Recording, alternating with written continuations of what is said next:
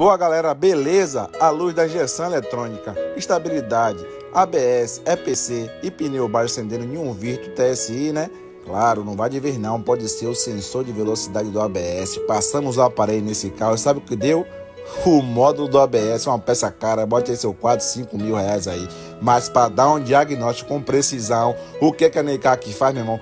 Bota o osciloscópio diretamente no sensor. Esse carro também está dizendo que não está identificando a velocidade da roda dianteira esquerda. Nada, vamos medir, colocamos no sensor ali diretamente com o osciloscópio, que é uma ferramenta de precisão. Identificamos que tanto o sensor quanto a roda fônica estava mandando o sinal perfeitamente. Claro, o cliente optou em trocar esse sensor. É uma peça barata em relação ao módulo do ABS, claro, né?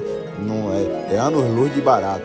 Trocamos esse sensor e aí, claro, para filmar e acertar o buraco, não é qualquer um não, né? Mas quando eu acertei, meu irmão, olha como foi a velocidade. Acertei o buraco, apertei esse sensor, diretamente apertei, botei a tomada e aí vamos pro teste de rodagem. Olha como ficou supimpa. Aqui não é árvore de Natal não, meu irmão. O painel do cliente não pode ficar com nenhuma luz acesa enquanto tiver o carro funcionando.